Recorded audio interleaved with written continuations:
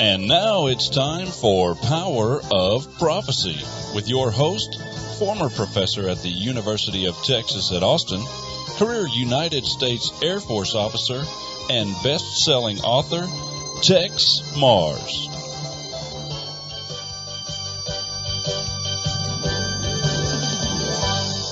Hello, friends. This is Texe MARRS.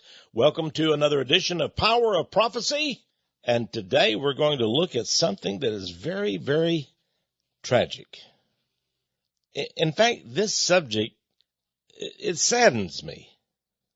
You know, I used to read about things like this, and when I discovered the facts, I got angry. I got really angry. But now, as I get older, I think I'm saddened. You know, I want to title this program today, The Phoenix Program. The Phoenix Program. Now, what is the Phoenix Program? Well, it's torture. It's murder. It's done by the United States of America. Now, if you don't believe that America tortures and kills and does so on a massive, colossal scale, then you might just want to reach up and, turn off the radios. You might want to turn off your internet. Don't listen to this tape player, whatever the CD. Don't listen to it, because you've been told by Bill O'Reilly on O'Reilly Factor, Fox News, we don't torture. And George Bush and Dick Cheney and everybody says Americans don't torture. We don't stoop that low. They're liars. Somehow they've been able to convince Americans that they're telling the truth.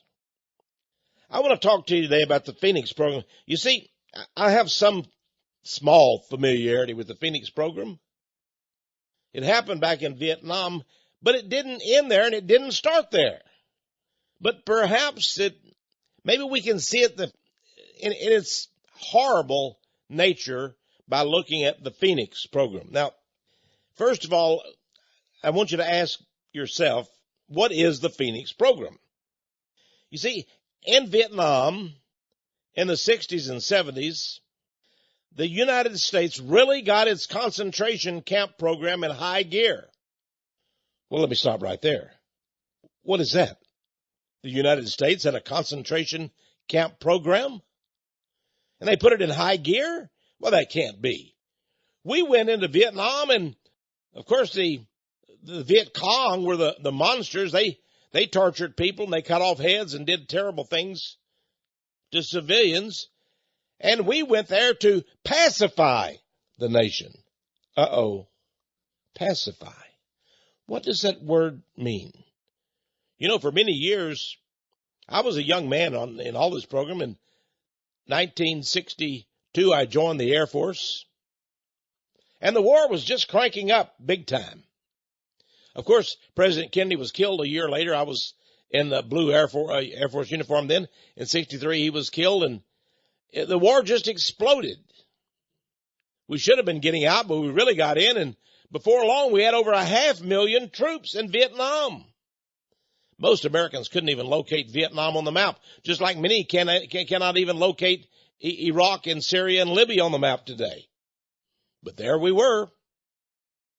You know, in 64, hearing about the war in Vietnam and what the Vietnamese were doing there and how we wonderful, great Americans were going to go over there and help free that country and give them democracy and beat the Viet Cong. That's great. I actually volunteered for Vietnam. I volunteered. Well, the Air Force accepted me as a volunteer, but they sent me to the neighboring nation of Thailand. But I went to Vietnam a little while and got the Vietnam Service Medal, and then I went to neighboring Cambodia on aircraft. But we were doing most of the bombing of North Vietnam in Cambodia from Thailand. So really I was in a way was there. Now, let me tell you how I first came to know the Phoenix program. Now, on the weekends, you know, it was a place where you don't bring your wife. We couldn't bring our wife. It was sort of out in the country and, I would call it sort of a scrub type desert. where I was stationed. We lived in huts. They were like, like jungle huts, thatched roofs and all that. In fact, we had to go out of our little dormitory, thatched roof, and to an outdoor toilet, and it was just like, you had a country privy almost. We pulled a little rope and enough water came down from the container up there, and that's what we used to take a shower. Pretty rough. We had to watch where we were walking because there were snakes. Didn't have any sidewalks and had quite a few snakes and didn't want to get bitten. But on Saturday nights we would go down and, and drink and all those things. And I wasn't really living for Jesus at the time. But we would just have a good time, me and the guys.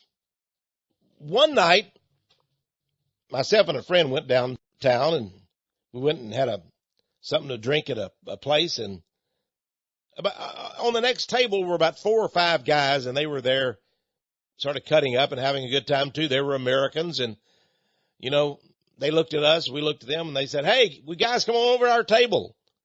Come over here and party with us." So we went over to their table, and they turned out to be pretty good guys, the kind of guys you want to drink with, want to have a beer or a Coke with. Turned out that they were not in the Air Force at all. We didn't even know who they were. They said, "Well, we're in Special Forces. We fly aircraft. We're not pilots, but we fly on them, and we do our operations in Cambodia and North Vietnam and South Vietnam and special operations." Oh, okay. I knew a little bit about the Green Beret and the Special Forces and so forth, and so they were my kind of people. I'm a young Air Force guy. I mean, I'm the kind of guy they could have put me in the Air Commandos or something. So these guys, were pretty good guys, I thought. And they probably were. But anyway, after we finished there, they said, "Hey, why don't you come on back to we got an apartment downtown." Of course, me and the other airmen, we lived on the air base. "Well, we got us our own apartment downtown." "Oh, you do?" "Yeah." So we went to their apartment. And we all sat around just drinking and talking and, just shooting the bull. And they started talking about their operations. And they started bragging about what they had done. Now, I sit there and I drank and we talked and I think they wanted to impress us as airmen. They wanted to impress us with what they were doing. So one of them said, "We take prisoners." And then they laughed real big. One of them said, "We don't take them for long though." And the other said, "Nah, we don't. We get rid of those, whats."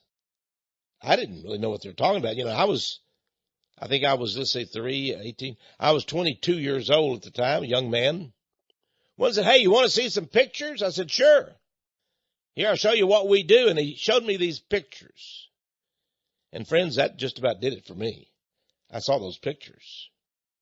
They had pictures of prisoners, and they showed them in South Vietnamese holding these prisoners and doing terrible things to them.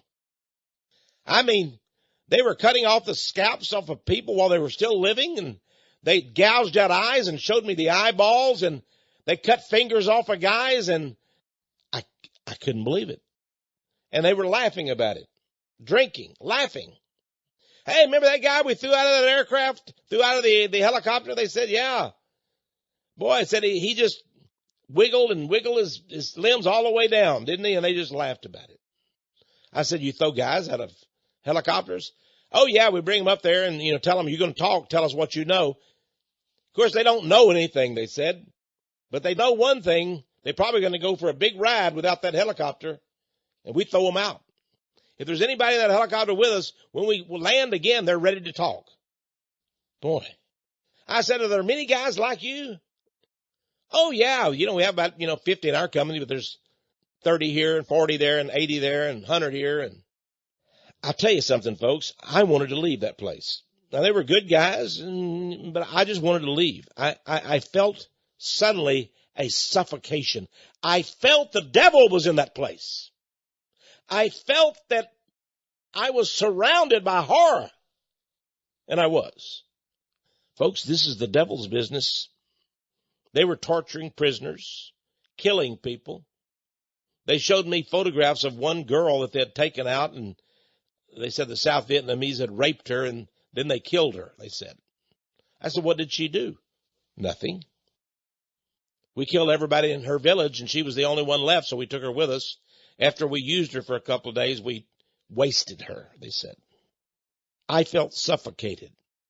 I felt I've got to get out of here. I felt I was with madmen. I was with reptilians. I wasn't with human beings. Oh, I learned real fast about the Vietnam War, what it really meant, what Americans were doing over there. There were many programs, of course, during the Vietnam War, but the main one was called the Phoenix Program. Now, that's where we got concentration camps. We didn't just go in and take prisoners and torture them and make them talk. No, we put them in camps. We tortured them for a while. Now, eventually they killed most of them. They killed hundreds of thousands. But they made this an official camp system. This is what they do, friends. I'm telling you, this is what we did in Iraq. This was what we did in Abu Ghraib. And we have established a network of some 20 or 50, I don't know how many, prison camps across the world. And other countries are cooperating with us. And we bring people, we put them in jets and fly them in there and torture them. Why? Torture does no good. We had a big report come out, an intelligence report. It said we got no useful information from years of torture. Anybody who studies torture knows that from the days of the Inquisition till today, torture has done no good. You cannot get useful information from people. Oh, I suppose if they had planted a bomb and it was about to go off in the next hour and you could torture them and make them admit where the bomb was, maybe you could go save some lives. But that doesn't happen very often, my friends. In fact, it never happens. So why are they torturing people?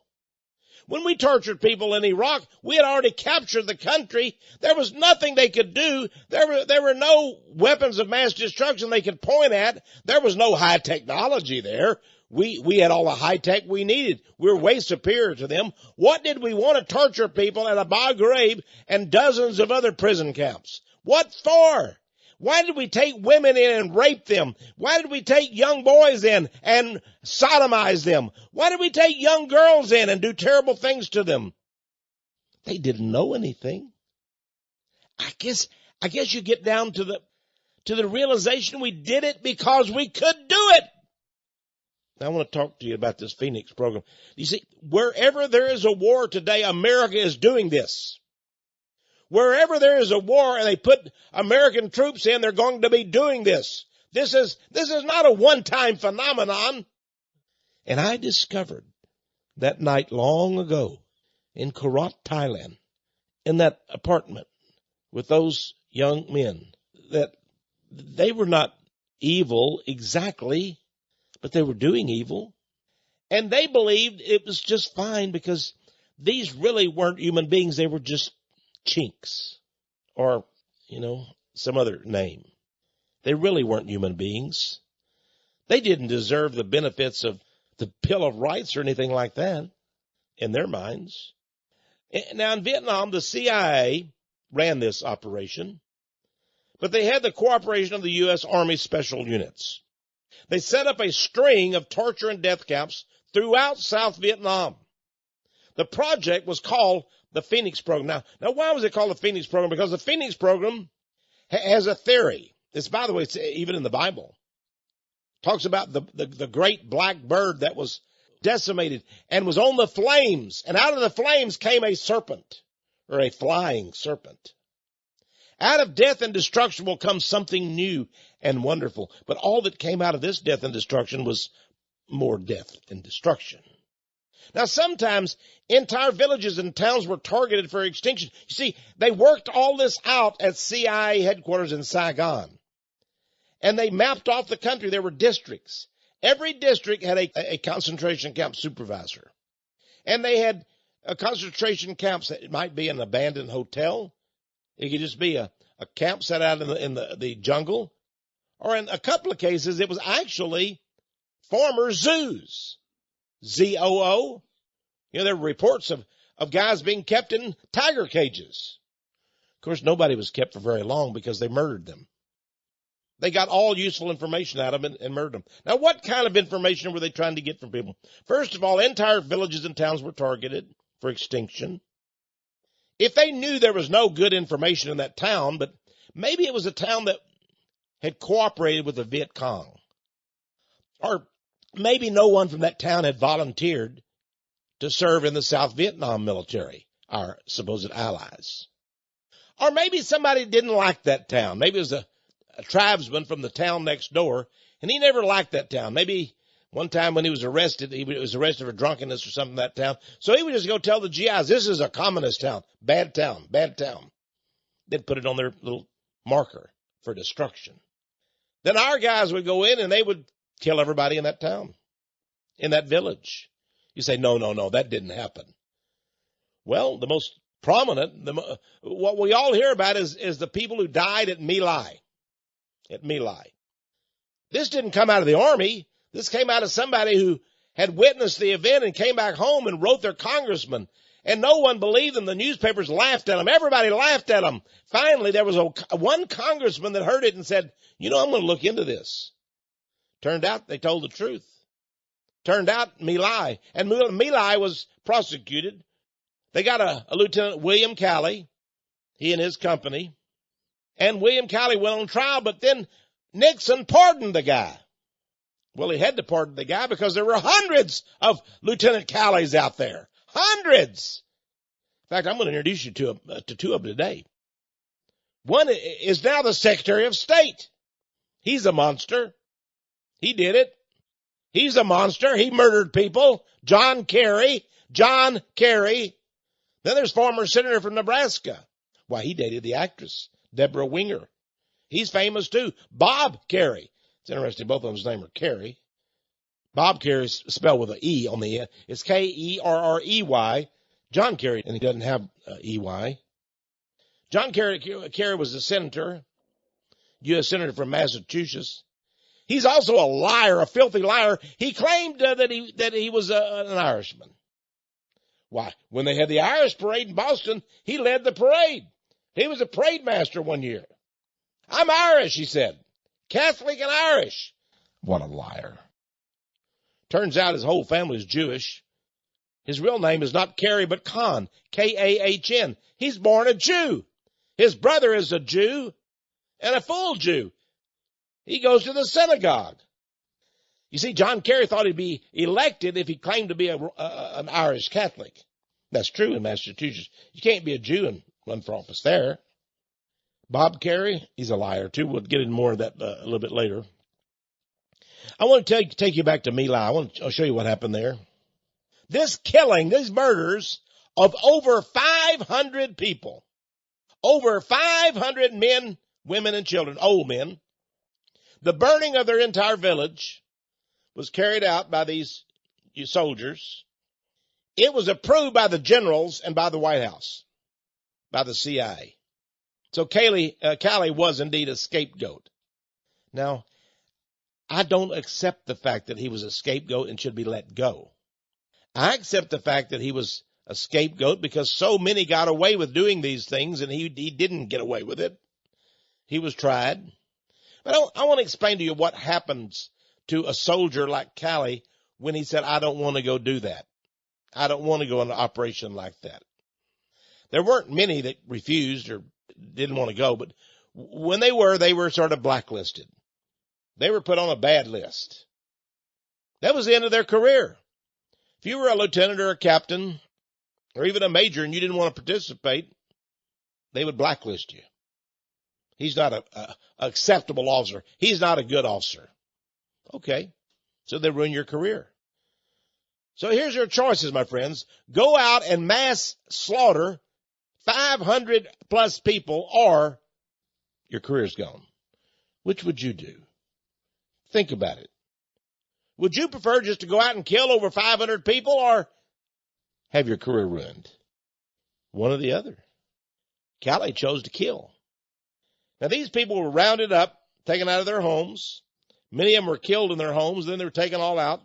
They were in ditches and so forth, and they were told to stay there. And then the soldiers were all told, waste them, kill them. And there they were, trying to hide their little children, their little girls, their little boys, and screaming and hollering as they were mowed with machine gun fire until they were all dead. That was My Lai. But the soldiers carried out their orders. They were given orders. And let me explain something to you. Now we know from testimony to Congress, now we know that there was a different My Lai every month. And we were in Vietnam for how long? Wasn't years? Over a decade. We lost 58,000 American lives. Wasted. Totally useless deaths. 58,000 American lives. How many Vietnam people do you think we killed? Some say 1 million. It's been estimated, one guy has said we killed as many as 3 million.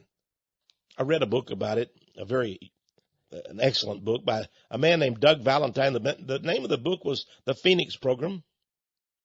He said in the Phoenix Program, everybody in all of these districts throughout Vietnam, and they had people in charge of every one of them.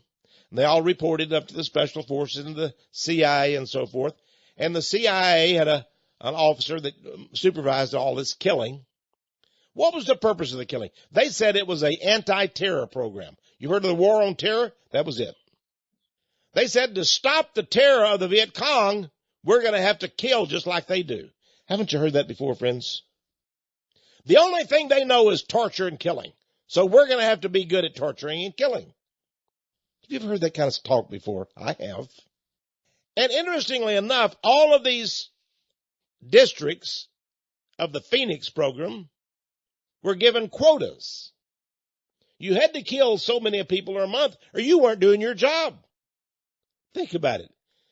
If you were a major or a colonel or and you had, in your particular district, you're supposed to kill 1,400 people this month. You sent a report out, we only killed 1,200. You got a memo back. You're not doing your job. Kill more. More blood. Another guy that wrote a book about this entitled Hostages of War was Don Luce, L-U-C-E. Doug Valentine, by the way, the name of his book is The Phoenix Program, but it's sort of out of print now. You have to get it at the library. You can order it through our loan process. Don Luce in Hostages of War wrote that in the Phoenix Program, they use torture, repression, assassination, and most victims, he notes, were innocent. They were brought in only after a nosy neighbor, a village gossiper, or a family enemy falsely reported them to authorities as a potential threat to security. We know about threats to security.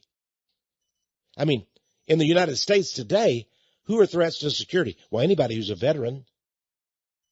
Yeah, anybody who served in the military, they're threats to U.S. security, aren't they? How about domestic terrorists? Like you and me. Aren't we threats to security? So they got on a list somehow. It might have been their neighbor didn't like them. But you see, when you reported somebody as being a threat to security, why, they gave you money for it.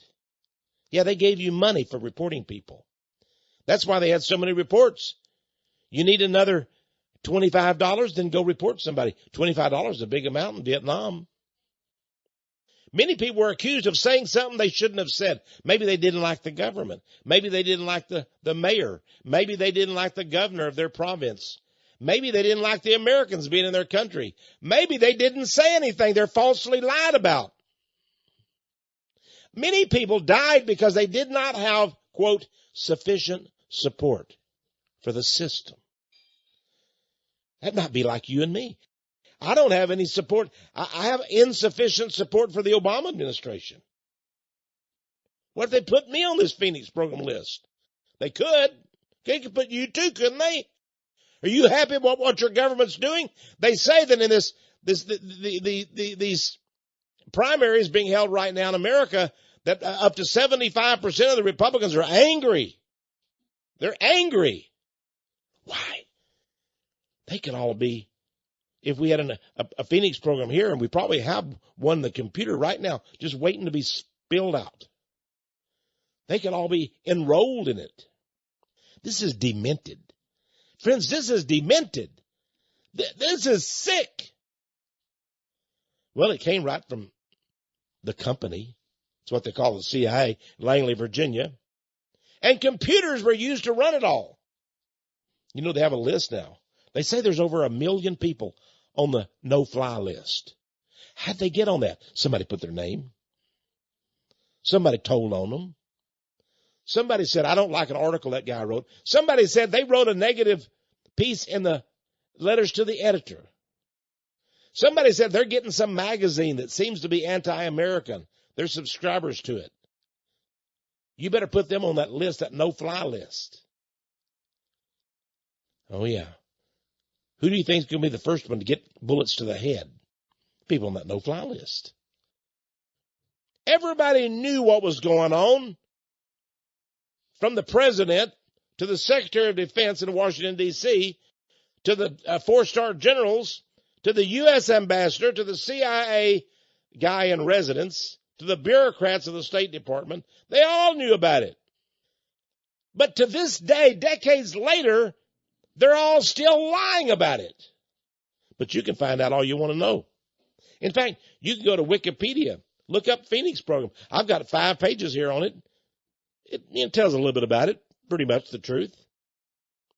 It says, quote, this is from Wikipedia, the Phoenix program was designed to identify and neutralize. That means murder. That means infiltrate, capture, terrorize, torture, assassination.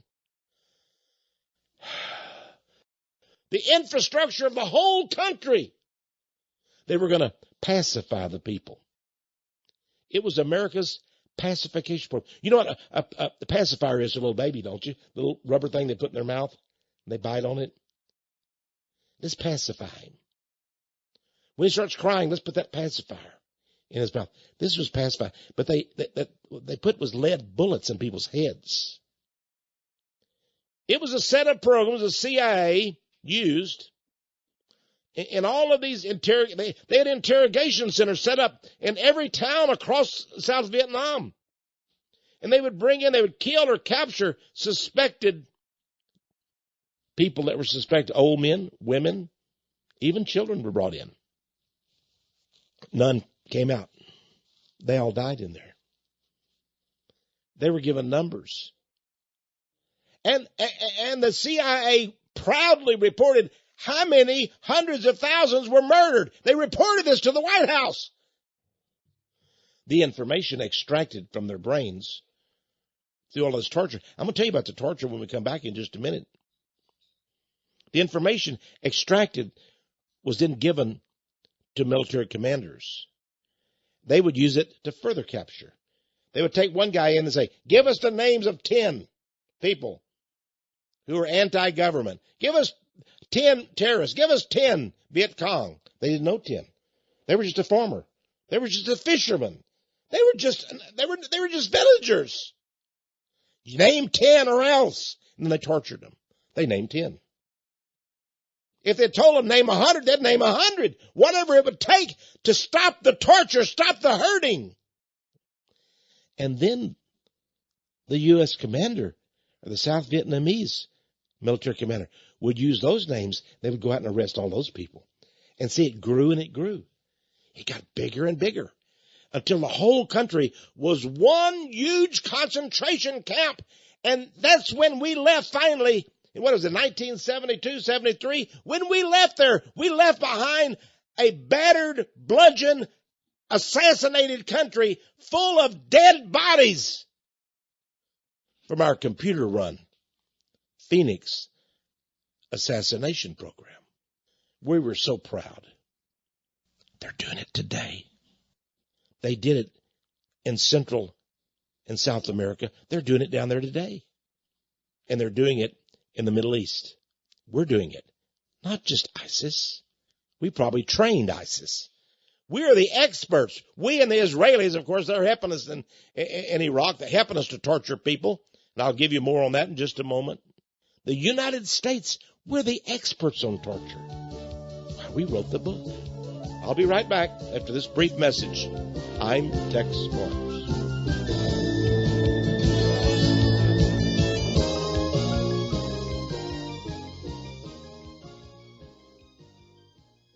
Gulag, USA. It's a video I did a few years ago, and it's still just as timely now as it was then. And in this video, I show you actual evidence that we have a concentration camp program here in the United States. And we paid hundreds of millions of dollars to corporations to set up this program. There are camps throughout the United States. And when the whistle goes off, we'll be taken away. Now, you've heard about those who are identified as red or blue. It's real, folks. There is a concentration camp program. And former congressmen have told us about it. In fact, on this video, you're going to see proof of it. And you're going to see my congressman from Texas, Jack Brooks, who wanted to know about it. He said, what is this continuity of government program, the COG program? And this filthy, dirty, rotten Oliver North said, I can't tell you about that. And you're not supposed to ask me that question. Why? You're not supposed to ask me that question. He wasn't supposed to ask him that question. You agreed not to ask me any questions on that. And the chairman, Senator Inouye, said, Congressman Brooks, let's not ask that question. Let's move on. Well, Congressman Brooks said, no, I want to know the answer. I want to know about this concentration camp program. I understand there are concentration camps being built in America. And Oliver North said, you're not supposed to be asking me that question. That's supposed to be super secret. Blah, blah, blah, blah. Right there. You'll see it. You'll see him arguing. And Inouye said, Congressman Brooks, we've got to stop this questioning now. This is public hearings. We'll cover all this in private sessions, closed to the public. And that was right before Jack Brooks, he left office. I guess he decided that he was just going to, just talking about it. He was going to let people know about it. Oliver North, of course, was part of that program. Don't think these people are saints. They're evil. They're evil. Now, I have a video called Gulag USA. I want you to have a copy of that. You'll see what the potential is. Now, I'll admit we don't have, I wasn't able to get into concentration camps that were operating, but you're going to see what we did in the past with the Japanese internment camps and the other camps. You're going to see barbed wire fences and encampments right now ready to go. And it's going to chill you. $25. Please add $5 shipping and handling, a total of $30. As for Gulag USA. Now we have another 60-minute CD or tape, either one, specify which one you want. A program I did about a year ago entitled CIA Terror, Murder, Torture, and Rape in Your Name. And I discussed a recent CIA report about our secret military operations around the world, torturing, assassinating, murdering, and raping people in your name and my name. Where these people are being picked up, kidnapped, flown to bases around the world, where they're tortured, beaten, raped, and sometimes murdered. Now, the Senate ordered this report from intelligence agencies. And Vice President Dick Cheney and President George W. Bush said, we can't give you that. People will get furious, and it will help the terrorists. Why? It'll make them mad. You're just helping terrorists. They didn't want it released. That's what they didn't want. And I discussed that. Now, I'll tell you what really should happen. Dick Cheney and George W. Bush should go on trial. They should be put on trial. I believe there's evidence that they are guilty. If they are found guilty, then they should be convicted and sentenced to die. They should have their life taken away from them. They are guilty of killing thousands of U.S. servicemen and then killing hundreds of thousands of live human beings, men, women, and children in the Middle East. All for the oil, all for the natural resources, all to help Israel. These are monsters. Look at George W. Bush. Look at Dick Cheney. They make my skin crawl. These are worms. These people are reptiles. I want you to have this 60-minute audio tape or CD for just $10. For either one, the audio tape or CD or the video, please add $5 shipping and handling. $25 for Gulag USA, the video, the DVD. Or if you want this CD or tape, specify which one you want for $10 and add $5 shipping and handling. Now phone us to get these two products or either one at Power of Prophecy. Our phone number here is 1-800-234-9673. Or you can write us to Power of Prophecy, 1708 Patterson Road, Austin, Texas, 78733. You can also go online, powerofprophecy.com or texmars.com, and get today's program. Today's program, just call it Operation Phoenix or Project Phoenix, Phoenix. For $10, we'll give you today's tape or CD. Let's return now to our program. You know, I have discovered, my friends, that homosexuals enjoy torture. They do. Now, I know I'm going to get a lot of people mad. Oh, no, homosexuals, they're good people.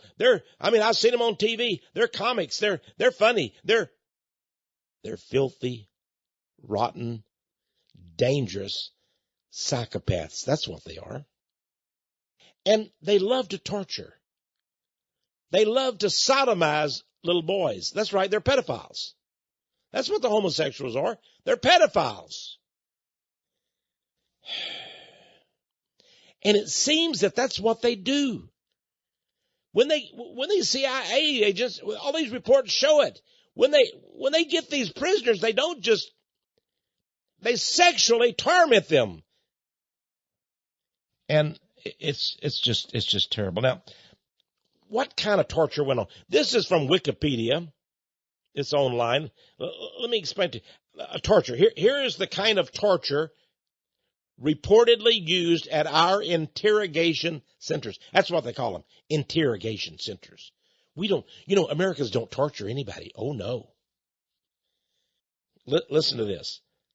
The military intelligence officer, Milton Osborne, witnessed the following use of torture. Now listen to this.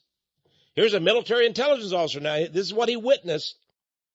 Quote, the insertion of a 6-inch dowel, that's like a tube, into the canal of one of my detainee's ears. And we tapped it through the brain until he was dead. So they put a dowel, which is a big, piece of metal or wood, in one of the ears, and then they hit it with a hammer all the way through to the other side till he was dead. Here's another one he witnessed. The starvation to death in a cage of a Vietnamese woman who was suspected of being part of a local political education group in one of the local villages. She was suspected of educating the people. So they starved her to death in a cage. How would you like to be put in a cage and starved to death? They did it. The use, this is writing now, the use of electronic gear, such as electrified telephones, attached to women's vaginas and men's testicles to shock them into admission. All, my friends, being supervised by the American forces. Let me give you some more now. Here's more methods of torture. This is out of all these books. This was testimony by military intelligence personnel to our Congress. It didn't get to me. I didn't read it at the time. Did you read it? Do you know about it? Was it on television? Do they explain this to the kids in school? How about our universities? Do the students find out about this stuff? No. No, they don't. Listen to this.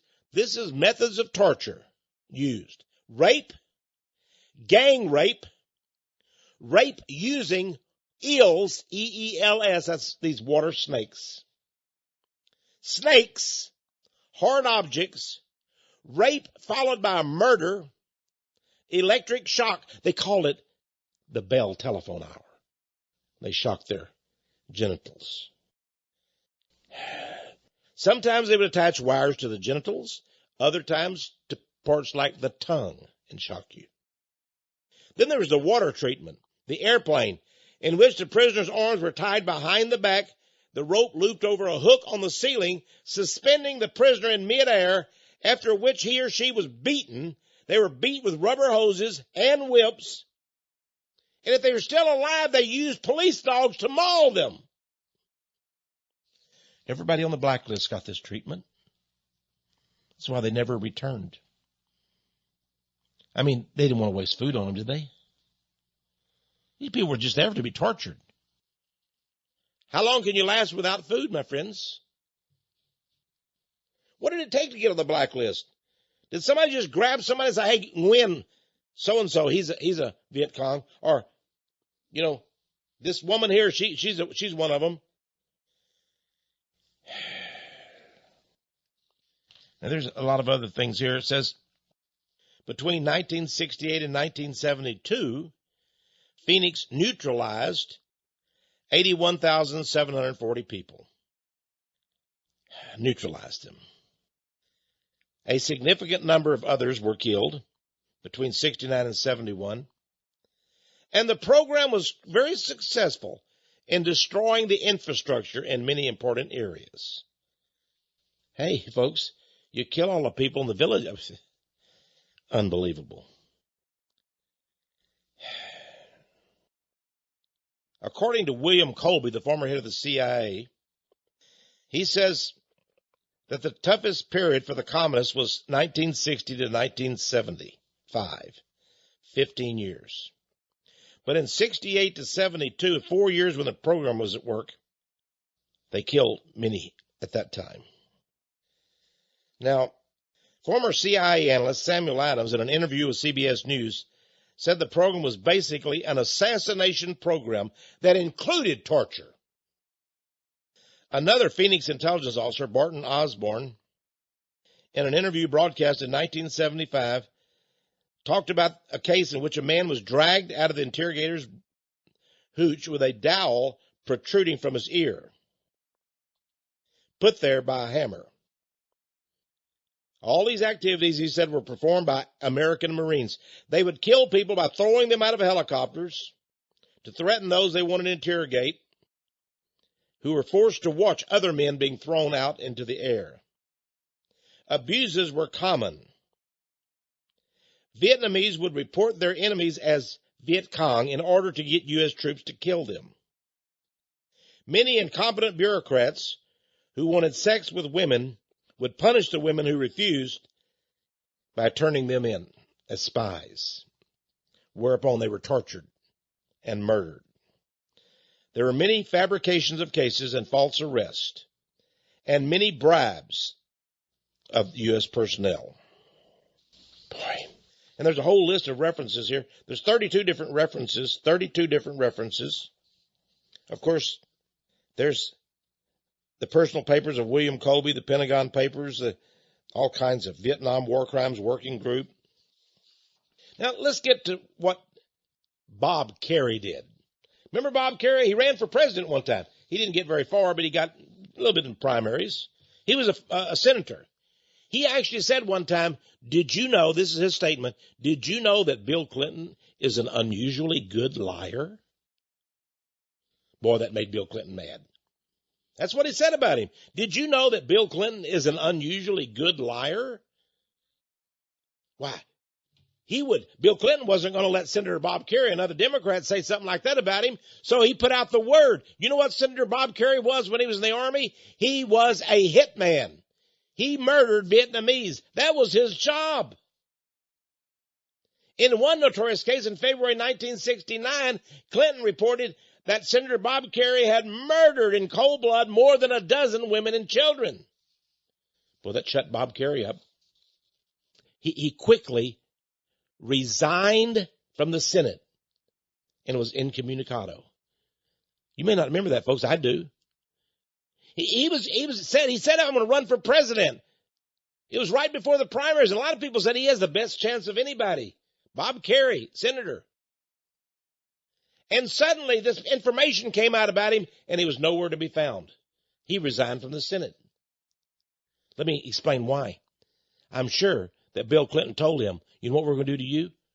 We're going to put you on trial as a war criminal. See, they got all these guys. They did all these things. Bob Kerrey, John Kerry. They're all a bunch of murderers. That's why they went in the service. They weren't really fighting men. They were monsters. And the press doesn't want to talk about it. But after all, if Bill and Hillary Clinton reports it, they got to, don't they? They're friends of Bill and Hillary.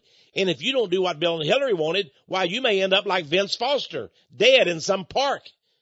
Suicided, of course.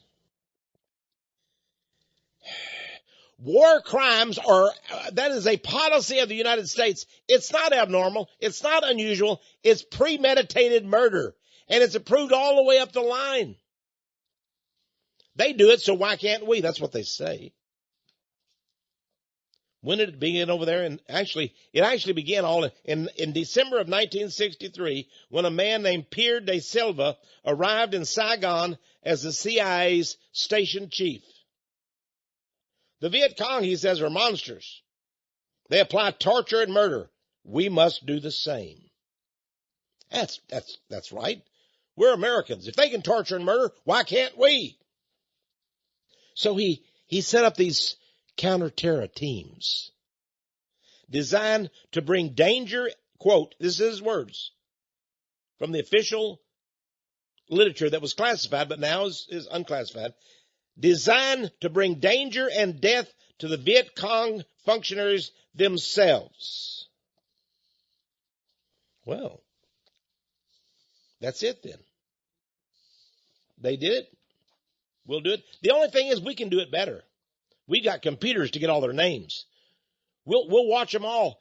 We'll surveillance them. Use surveillance.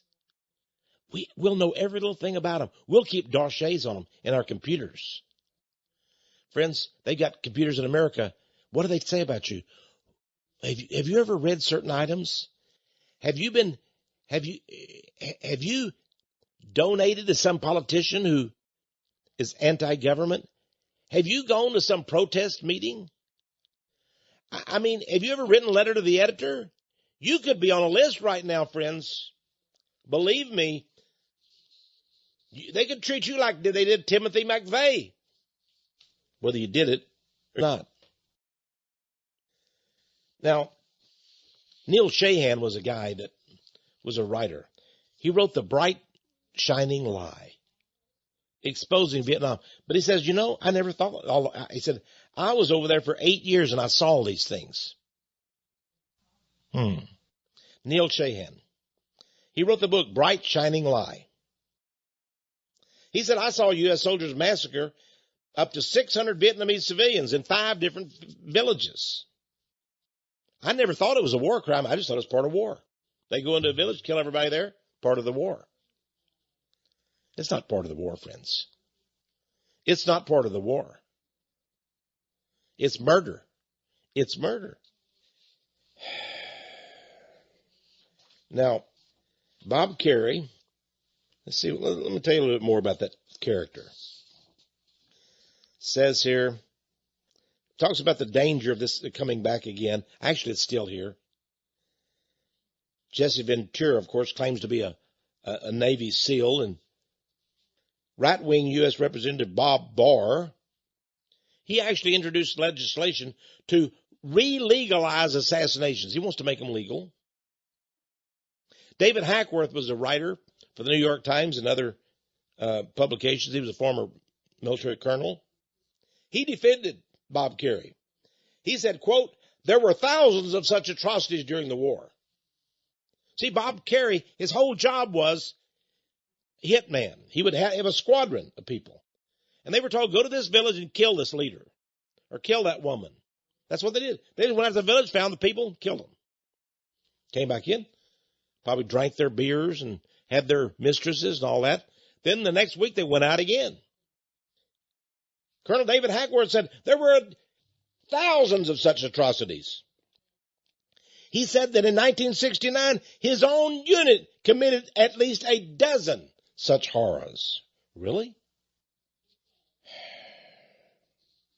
Not everybody's evil, my friends.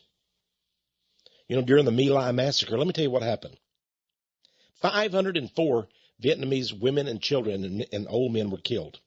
But one soldier was flying a helicopter overhead. His name was Hugh Thompson. He was flying a helicopter gunship. He saw what was happening below. He couldn't believe his own eyes. You see, they have some people that, doing this, or they're back in the base, they're camps, they're cooks, they're whatever. Then they're the soldiers. Then they're the hitmen. Then they're the monsters like John and Bob Kerry, of course.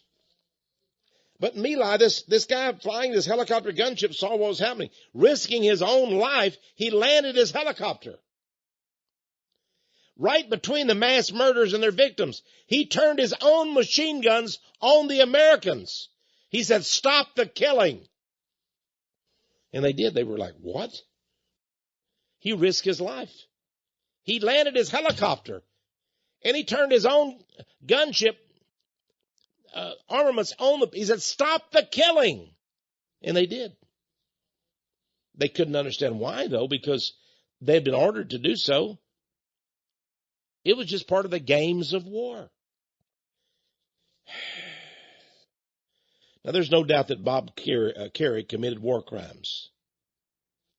He once bragged that he went to Vietnam with a knife clenched between his teeth. He did what I was trained to do: kidnap, assassinate, and mass murder civilians. Did he have legal authority? No. But he had the backing of the United States of America, he said. He now remembers that they did kill women and children. But the fog of war, he said, clouds his memory. The fog of war. Well, he was on the gilded road to success, though. When he got out, they made sure of that. They said, "Okay, you done all this torture and killing for us. Don't worry, we'll take care of you." He was elected governor of Nebraska. He dated Deborah Winger, the actress. He was elected U.S. Senate. He even became vice chair of the Senate Committee on Intelligence. And in 1990, he ran for president. Then he made the mistake. He self-righteously criticized Bill Clinton for lying when he was a liar who had murdered people. Well, you can't do that. Now let's get to John Kerry. John Kahn, his real name is, the Jew. What did he really do in Vietnam? Well, he admitted to what others did. In fact, he pretended to be a real anti-war activist. He came out of the war. He was only over there for 4 months in Vietnam. But he did his share of killing, evidently. He raided places, and it was all part of Operation Phoenix, the Phoenix assassination program. He was put on a gunboat, swift boat. Now, he said about other soldiers, here's what John Kerry personally saw these things. Turned out he was a murderer himself, but he didn't tell people about that. But here's what he testified to Congress. In 1971, he went as a civilian. This is before he was elected to Congress. He went before the Senate Foreign Relations Committee in 1971. Here's what he said. Quote, now this is Senator Kerry, also known as Senator Kahn, now our Secretary of State. I would like to say, he said, that several months ago in Detroit, we had an investigation at which over 150 honorably discharged veterans testified to war crimes committed in Southeast Asia.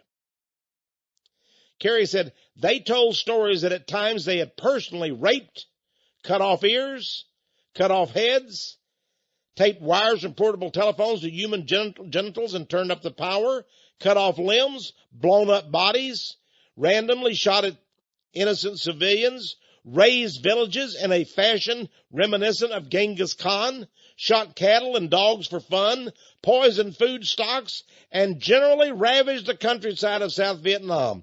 In addition to the normal ravage of war, and bombing. Goodness. I don't know how they had time for the war. They were having so much fun killing. How many of those 150 that testified, how many were convicted? 0.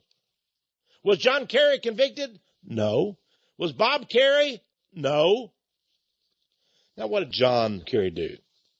He was put on a boat, and he was told, we want you to take this swift boat, so-called,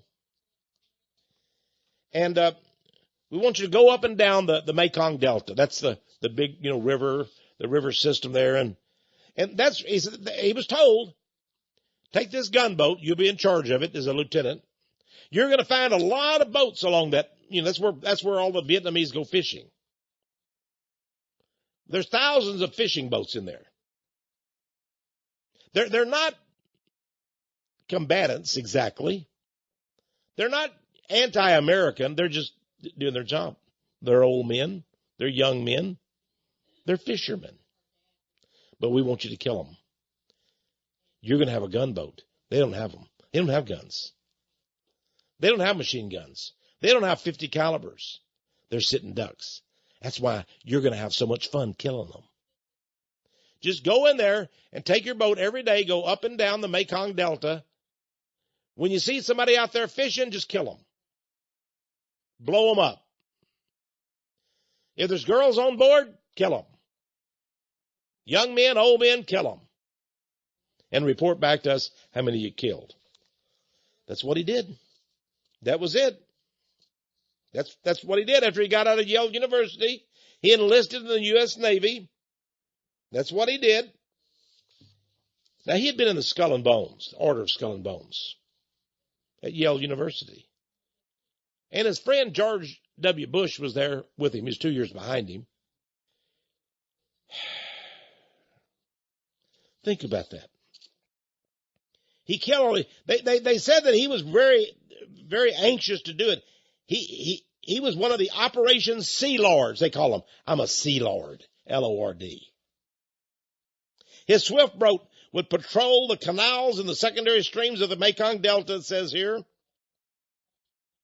up and down in Vietnam and in the Cambodian border. His job was to terrorize the peasants. They thought if they terrorized all these peasants, those peasants would turn against the Viet Cong. Now, that's very smart. Think about that. If you kill all these people out there fishing, thousands of them, why, they'll turn against the Viet Cong. Huh? Are you kidding me?